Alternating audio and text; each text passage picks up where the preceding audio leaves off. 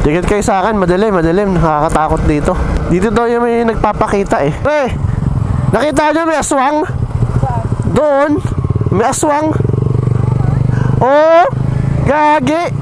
Alas 12 ng gabi, nag-ride kami ng mga tropa ko sa DRT. Nagpagas muna kami dito sa Petron bago kami lumarga. Pagkatapos ay bumiyahe na kami. Bali, umulan pala kanina kaya mapapansin nyo basa yung kalsada. Kaya saktuhan lang yung takbo namin. Umulan nga dito pre kanina. Halata eh, basa eh. Kaya tawin mo lang, walang mga kasalubong. Bali, naka-intercom pala kami mga pare ko eh. Salamat pala sa SCS Intercom. Ito ang gamit natin ngayon. Sobrang laking tulong nito sa ganitong group ride. Nakakapag-usap kami ng mga kasama ko kaya di boring ang biyahe. Dire-diretso lang pre ha, huwag kang kakanan ha. Pasal Ildefonso na to.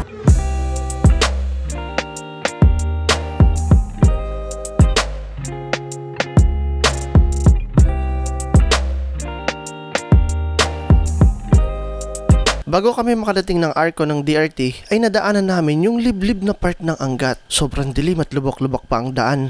Buti na lang kahit papaano may mga ilaw sa daan. Parang anytime merong pwedeng humablot sa'yo sa gilid-gilid. Akala ko sa movie ko lang napapanood yung mga ganitong senaryo. Pero nakakakaba din pala kapag nagmotor sa ganitong kaliblib. Pagkalipas lang ng isang oras ay narating na namin ang arko ng DRT. Woohoo! Dito na tayo, Doña Remedios, Trinidad, 1997. Okay din dito tumambay. Madaming ilaw, saka may mga upuan. Kung pupunta kayo dito ng gabi, much better na bumili na kayo sa inyo ng mga foods. Kasi kapag this oras na ng gabi dito sa DRT, halos wala na kayong mabibilhan. Probinsya style talaga, ang aga matulog ng mga taga dito. Tapos yung unahan doon, puro kurbada na. Motor. Oh, sige.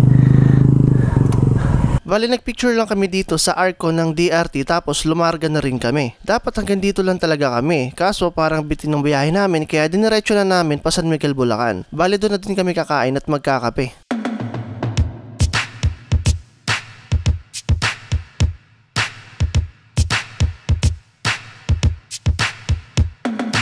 Merong mga white lady dito pre. Sabihin mo lang, umuo ka lang pre. Pwede, gusto mo may sumakay sa'yo? Pwede yan. Wala ka pa na maangkas. Pag bumigat ka dito pre sa likod mo, ibig sabihin may nakasakay na sa'yo.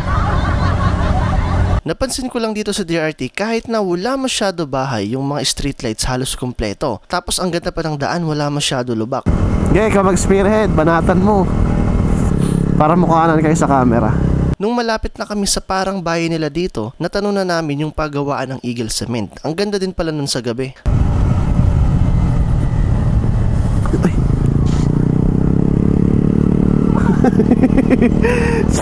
Nag-slide yung gulong ko, gagi. Buhangin pala yun, yung pakurba na yun. Barangay Akle.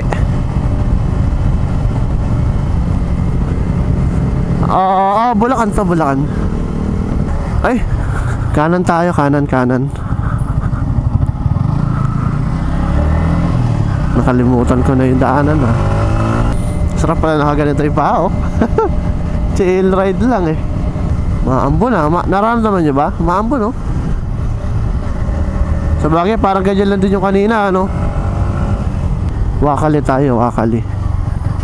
Kaliwa. Hinto lang ako sa gilid, makikita nyo ako sa gilid. Saksak ako ng ano sa intercom ko. Lolobat na intercom ko, baka ma. Alright. No, wala na may ulan pre. Paano yung ulan pre? Paano? Parang hindi mo masyado malalalim kurba dito. Sakto lang.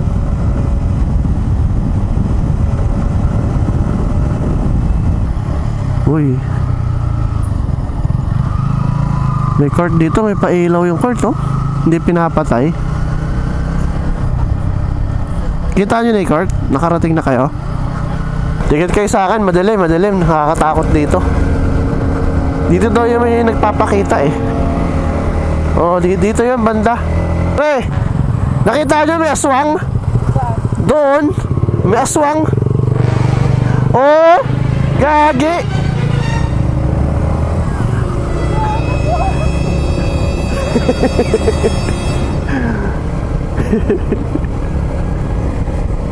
Nalaki mata ni Jaden eh.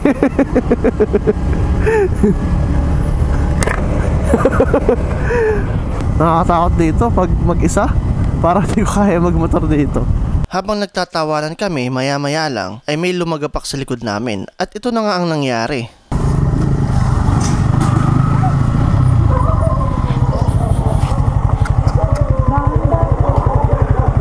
Alagagi. Ano nangyari?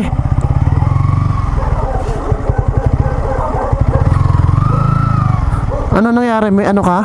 Bale? Wala kang bale?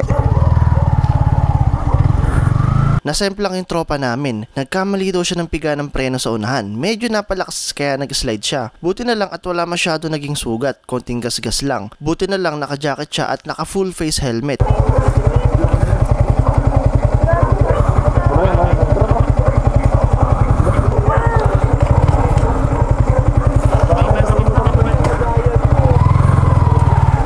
Dito siguro madulas to no?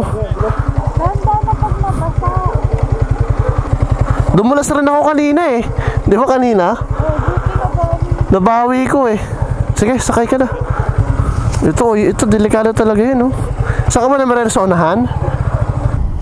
Ito, malubak dito. Hindi ka naman naantok pre. Basta pag may mereno ka pre, ano mo, puro kaliwa lang muna. Oo, pag ganitong basa. Masarap mamereno sa harap, yung kanan mo kapag tuyo makapit, pero pag dito ganitong medyo mabasa, delikado talaga. Okay naman ngayon, wala ka namang iba nararamdaman. Dito, check na natin yung motor kung ano yung damage.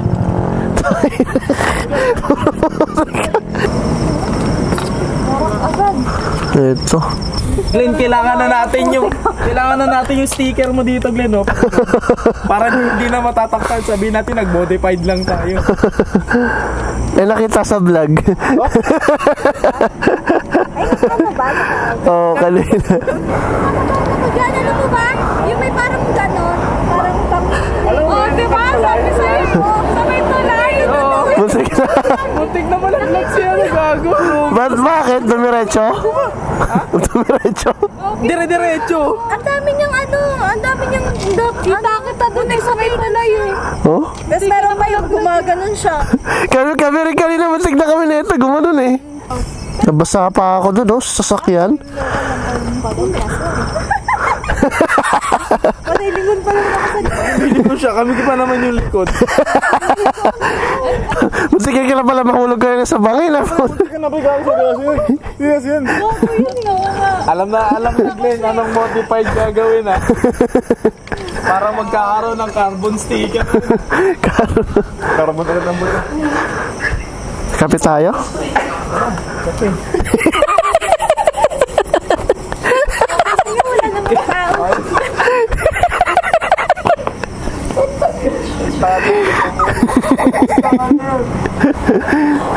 Scripted yun, scripted. May mga first time natin makasama to. Pre, anong naramdaman mo yun? Ano ka? Solid par. Sol. Maganda experience, no? Gumulo sa bedroom, inawat yung kamay ko Mamaya na. May awak na manok. Ayun yung natukod mo talaga. Gumagano nga siya Hindi ko maintindihan. Oo. Gumulo ako. Kasi, dito yung masakit, dito yung masakit. Nga mga pare ko, at paalis na kami dito sa aming kinainan. Galdag, taga. Ito, arko na to ng San Miguel, Bulacan. Ito, malapit na tayo sa may bypass. Ito, masarap dito, pre. Overtake tayo dito sa tricycle. May umbok-umbok dito nadaanan mo? Sige, tama lang. Ito, overtake tayo dito, pre. Walang kasalubong malinis. Sarap dito, pre. Biritin mo lang.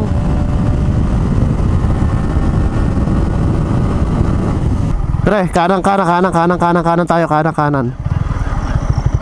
Ano ba to? Dito ba itong daan? Hindi ko alam Tingnan natin. Kakanan ba? Diretso lang. Nakakalito naman yung daan dito. Ang tagos dito sa Angat na. Inubagan na tayo, pre. Parang puputokan pa tayo ng liwanag, pre. Ano nangyari dito? May nakahintong dalawang motor. Ayun o. Di pa naman kayo naantok, pre.